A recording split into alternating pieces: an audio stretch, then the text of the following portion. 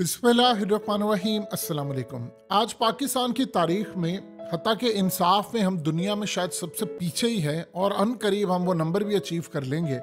लेकिन आज जो कम सिन घरेलू मुलाजमा पर तशद्दुद का केस था, उसमें जज की बीवी को अब यहाँ पर एक बेहतरीन जज हैं फरीद बलोच, इनकी अदालत में जब उनको पेश किया गया तो उन्होंने ये कहा कि ठीक है, आप मेरे दोस्त की बीवी हैं, आप मेरी कोलीग की बीवी है, लेकिन मैं यहाँ पर आज इंसाफ करूँगा और इंसाफ का तकाजा ये है कि आपको जेल भेजा जाए, आप बाहर चली जाएं। उन्होंने पुलिस को कहा कि इनको गिरफ्तार करें और गिरफ्तार करके इनको जेल भेज दें।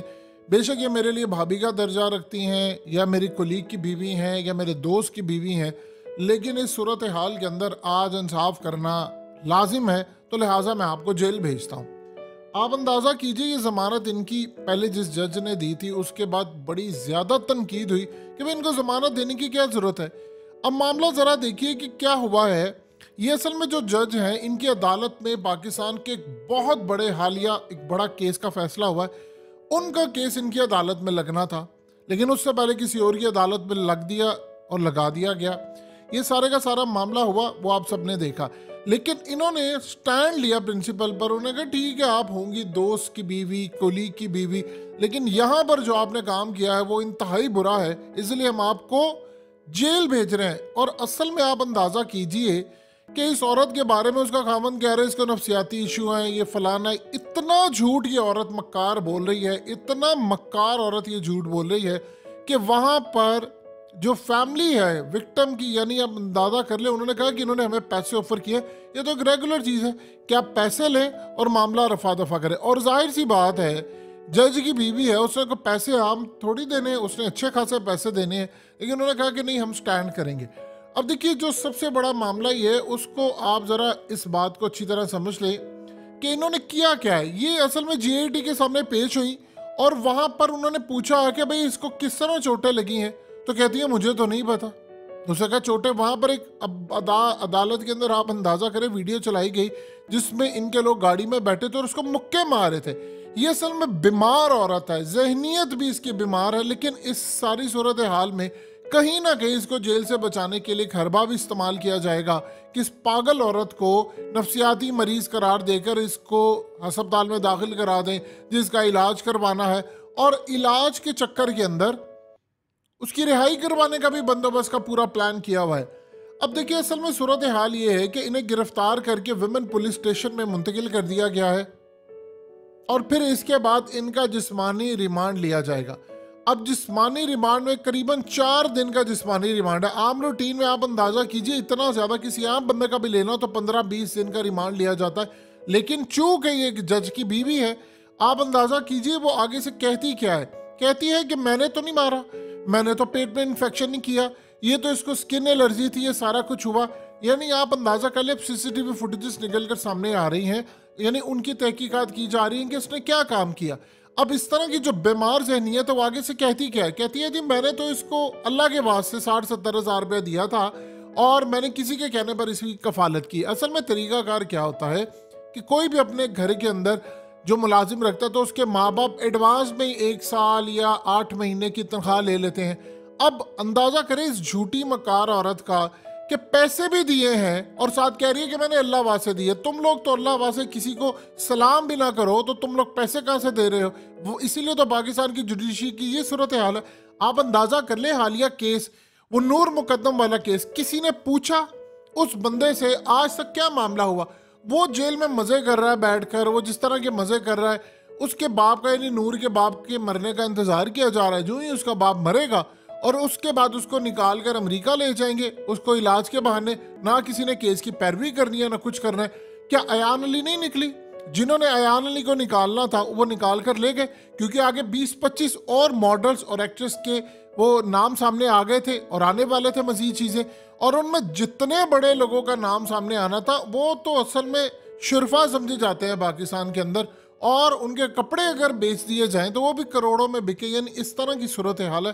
तो सोचिए जरा कि अब उसको निकालने की तैयारी, किसी ने ये नहीं पूछा था कि उसने मगरिब के वक्त ये सारा काम किया और बलि चढ़ाने की कोशिश की, शैतान की वो कौन सी पूजा करता है, ये सारे का सारा पार्ट हज़फ कर दिया गया।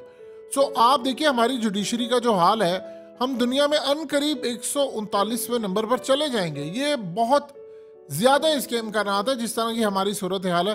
वैसे हम दुनिया के अंदर बस 2-4 नंबर ही पीछे रह गए हैं जो हमारे मामलात हैं। यानी कसम खा ली गई है इस मुल्क के अंदर, किसी को तो यार एग्जाम्पल बना दो, किसी चोर को, चक्के को, लुटेरे को, किसी को तो एग्जाम्पल बना दो, लेकिन किसी को एग्जाम्पल नहीं बनाया जाएगा। अब दौरान समाअत अदालत में एक वीडियो दिखाएगी जिसमें वकील सफाई ने कहा कि वीडियो में देखा जा सकता है कि मुलाजमा गाड़ी में फ्रंट सीट पर बैठी है। सबसे पहले तो आप एक बात ध्यान में रखिएगा कि आपने फ्रंट सीट पर किस कानून के तहत किसी बच्ची को बिठाया है, और गाड़ी की बैक सीट पर मुलजिमा और मुलाजमा की वालदा बैठी है। अब गाड़ी में बैठी मुलाजमा पर इसकी वालदा ने तशद्दुद किया और 3-4 मुक्के भी मारे।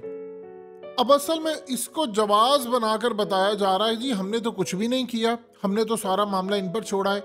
लेकिन जो इस सारी सूरत हाल में रिकॉर्ड सामने आ रहा है, जो मेडिकल और ये तमाम चीज़ें, वो तो क्लियरली बता रही हैं कि इतना उसको मारा है। देखिए इसमें कोई दो राय नहीं है कि जो ख़ास तौर पर ये लोग अपनी बेटियों को भेजते हैं, ये इस सारी सूरत हाल में कभी पैरवी नहीं करते और ये देखते हैं जी हम लोग किसी तरह पैसा ले। गुर्बत इतनी ज़्यादा है कि इस मुल्क के अंदर यही काम चलता है। आप अंदाज़ा कीजिए, मेडिकल रिपोर्ट के मुताबिक 14 जख्म आए हैं। बच्ची की खोपड़ी की दाएं बाएं पिछले हिस्से में इंजरी है, उसकी आंखों, गाल, होंठों और कमर पर भी इंजरी है। ये कौन सी ऐसी इंजरी है जो आप कहते हैं जी मट्टी खा ली थी गमले की, फलाना खा ली थी? तुम्हारे बच्चों ने तो कभी मट्टी नहीं खाई, तो इनके बच्चों ने मट्टी खा ली है। अब लड़की की बेचारी की जो वालदा है वो रोती रही, बार बार रोती रही। लेकिन एक बात आप ज़हन में रखिएगा, उन्होंने, जज ने जो बात की, उसने कहा कि आप जो मर्जी कर लें, मैंने इस मामले में कम से कम इंसाफ करना, इंसाफ का तकाजा है कि आप जेल से बाहर ना रहें। अब असल में हो क्या रहा है, अब ज़रा इस बात को समझिएगा। हो ये रहा है कि अब बहुत सारे बड़े बड़े लोगों को अप्रोच किया जा रहा है और फाइनली यही फैसला होगा। ये आप जहन में रख लीजिएगा, ये आप अपने दिल और दिमाग में बिठा लें, ये फैसला होना है और इसी के तहत मामला होना है। बच्ची के जो वालदेन हैं, असल में उनको अप्रोच करवाया जा रहा है बड़े लोगों से, और आगे उनको कहा जा रहा है कि ये ज़रा मामला ठप जाए। मीडिया को कहा जा रहा है कि आप ऐसा इस पर गुफ्तगू ना करें, और उसके बाद जो लड़की के वालदेन हैं वो असल में ले देकर मामला क्लियर कर लें। और बड़े लोग उनको समझा रहे हैं कि देखो अब जो होना था सो हो गया, मीडिया में मामला आ गया, वो देखो ना वो जेल भी चली गई है, तो तुम पैसे पकड़ लो। और गालिबन उनको हो सकता है को 15-20 लाख, 25 लाख या को 50 लाख को इस तरह की रकम उनको देकर उनको मामला क्लियर करवाने के लिए कि आप अपना केस वापस ले लें, ये सारे का सारा मामला क्लियर हो जाएगा। एक बात आप ज़हन में रखिएगा, जो मर्जी आप कह लें, जो मर्जी आप कह लें, चाहे प्रेशर पर हो, लालच पर हो, किसी भी तर्ज पर हो, एंड पर जो मामला होगा वो एग्जैक्टली यही होगा कि केस वापस ले लेंगे, जज की बीवी बाहर आ जाएगी और मीडिया को कह दिया जाएगा कि आपने किसी सूरत इस केस को आगे नहीं लेकर जाना। और एक दो चीज़ें और बहुत सारे लोग इस बात पर उंगलियां उठा रहे हैं कि ये सिर्फ आई वॉश दिखाने के लिए कि जो उसको जेल भेज दिया गया, फलाना कर दिया गया। ये असल में वो बड़ा लंबा मामला चल रहा है, उसको अदालत में जेल भेज दिया गया, फलाना कर दिया गया, ये हो गया, आगे चल गया। सबको पता है जज की बीवी है और जज की बीवी के ऊपर किस तरह हाथ नरम रखा जाता है, ये आप लोग अच्छी तरह समझते हैं। अब अगले कुछ अरसे के अंदर जो हालात बता रहे हैं, जिस तरह जा रहे हैं, वो असल में इंडिकेट कर रहा है कि मुल्क के अंदर बहुत जल्द वो टाइम आने वाला है जब हम 139वां नंबर, जो दुनिया में सबसे आखिरी नंबर है, वो अचीव कर लेंगे अदालत के अंदर इंसाफ का। और ये भी पॉसिबिलिटी है कि उसके बाद हम, हो सकता है वो लिस्ट में से निकल जाएंगे, तो यहाँ तो एक भी चीज़ में इंसाफ नहीं होता, तो आप इस लिस्ट से निकल जाएं। जस्टिस काजी फायद ईसा ने एक सेमिनार के अंदर लोगों से पूछा कि आप बताइए कि आप पाकिस्तान के अदालती निज़ाम से मुतमईन हैं। पाकिस्तान के अदालती निज़ाम की हालत ये है, एक बंदे ने हाथ खड़ा नहीं किया। उन्होंने कहा कि मैं हैरान हूं कि मतलब एक बंदे ने हाथ नहीं खड़ा किया। पाकिस्तान का कोई कानून पाकिस्तानियों को फायदेमंद नहीं है, एक भी नहीं। यानी पाकिस्तान के अंदर 100% लोगों का इस बात पर इत्तेफाक है कि पाकिस्तान का अदालती निज़ाम मुकम्मल फेल हो चुका है। यहाँ कतन किसी को इंसाफ नहीं दिया जाता और जिससे जो फैसला करवाना होता है वो करवा लेते हैं।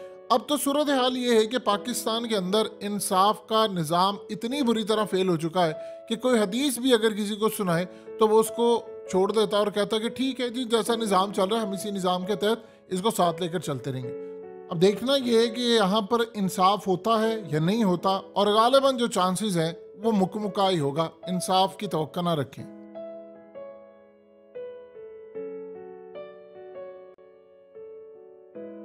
हकीकत टीवी को सब्सक्राइब करना मत भूलें, वीडियो को लाइक करें, शेयर करें और कमेंट सेक्शन में अपनी राय का इजहार जरूर करें।